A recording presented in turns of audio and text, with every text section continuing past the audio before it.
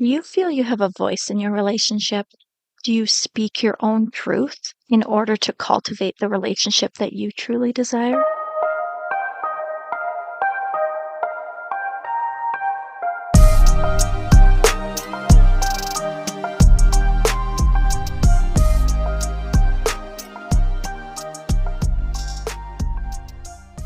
Welcome back to Privately Outspoken. This is your host, Cheryl Drinkall. My life is a podcast, and you know how much I love talking about the heart of relationships and our own personal growth. So that's what I want to talk about today. I want to talk about being authentic in our relationships. We have all heard that relationships are about compromise. And while I do certainly think that's true to an extent, it's also very crucial to remember that compromise should never mean compromising who you are as a person. You can find your voice, you can speak your truth, and you can attract the right partner without feeling the need to change yourself or someone else. Let's start with what it means to find your voice. Your voice is essentially your authentic self, which is your beliefs, your opinions, your values, and your desires. And finding it means understanding who you are at your core and what you need from a relationship. I want to read you a quote by Aristotle. Knowing yourself is the beginning of all wisdom. To express your true self within a relationship, you first have to know who that is. And how do you even begin to understand who you are if you haven't explored yourself and took that step into more personal growth and really explored who you are and who you want to be, who you aspire to be if you're not quite there yet? Ways to do that: spend time alone, reflect on your own values. What makes you happy? What are your deal breakers? Journaling. Journaling is always a good idea. Write down your feelings daily, how things are making you feel. That can always help you understand your own thoughts and your emotions better, because you can also look back on those later and really see your growth. Another way would be just ask for feedback, right? Sometimes your friends or your family can see things about us that we actually overlook. We do want to be careful to surround ourselves with people who respect us and who will give us that feedback in a respectable but truly honest way.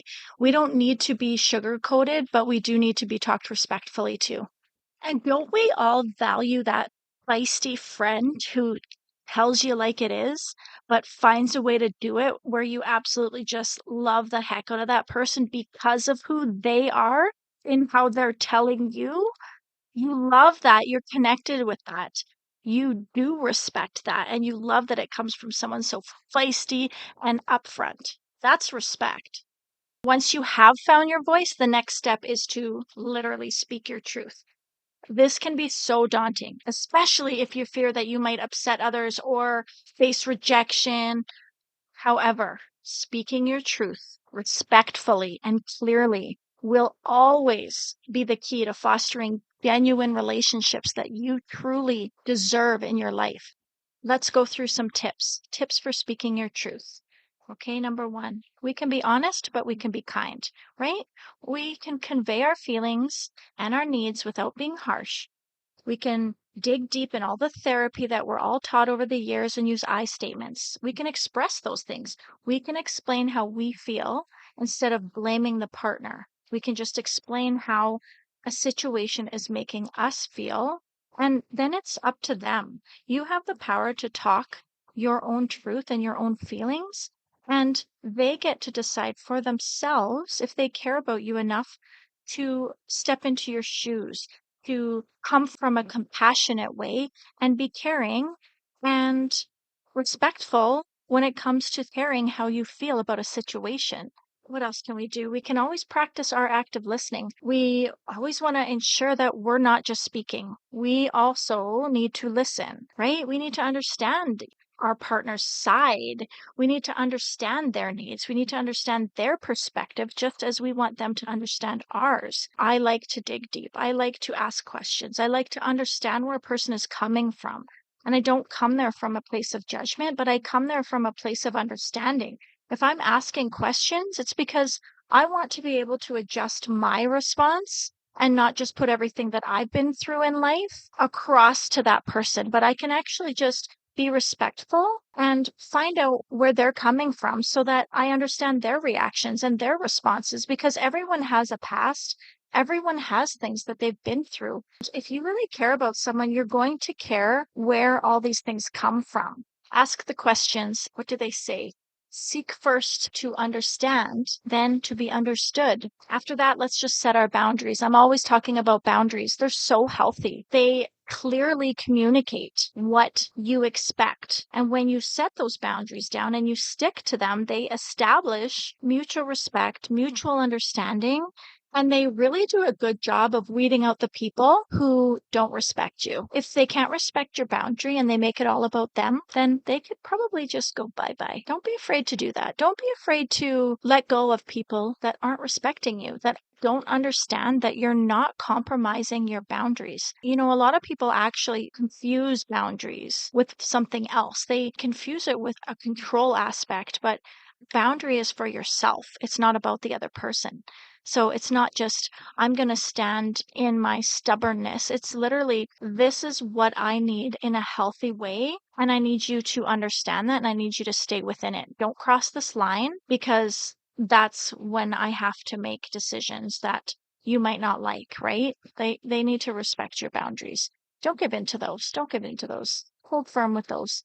You'll feel so much better about yourself and feel so much healthy and confident in your life if you can really, really, really hone in on what those boundaries are and practice holding them down. When it comes to finding the right relationship for you, the significant aspect of speaking your truth is just realizing that you actually don't need to change someone to meet your needs. Healthy relationships always thrive on not only compatibility, but that mutual respect. It's not about changing one another. So we always need to remember that we deserve to be with someone who supports us as we are. Change, if any, should come from a place of mutual growth. It should not solely be because of one person's desires. Finding the right partner. Look for shared values, right? Ensure that your core values align with your partner's. Lay down that foundation for a solid relationship. Observe their actions, not just their words. Actions speak louder than words. I will preach this forever. Pay attention to how your partner and their actions reflect their intentions. It always comes out. And don't settle. Be patient. It's better to be single than in a relationship where you feel the need to change who you are as a person. Not only would that feel incredibly horrible to be the person who you feel you have to change to please this other person, but for me personally, I don't want to be with someone who I feel they have to change for me. Not like that. They can't change who they are. I want to love someone for who they actually are, not for who they're trying to be to please me. That just loses respect. It's not true intimacy. And I expect the same. I don't want to be in this fake facade. I want to be my true authentic self and have someone fall in love with those qualities and build upon those and make me want to be even better and excite me and my goals and watch them with theirs, right?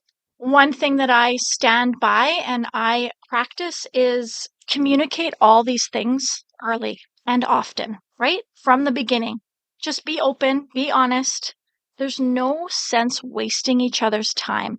This helps in understanding whether you're both on the same page. And if you're not, that's okay. You can find people who are good people, but you don't belong together. To wrap up, I just want to say finding your voice and speaking that truth within yourself. Remember, compatibility and mutual respect form the core of a healthy relationship. Today, if you do just one thing, I would ask you to look into yourself.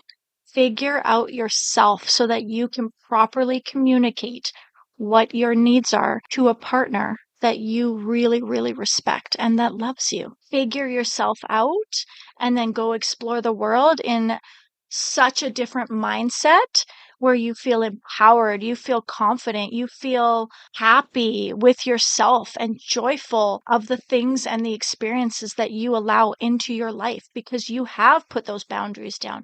You have self-worth and you have self-respect that you feel confident in doing so and letting things go that aren't right for you, and therefore then allowing what is right for you to come find you. Thank you so much for tuning in to Privately Outspoken today.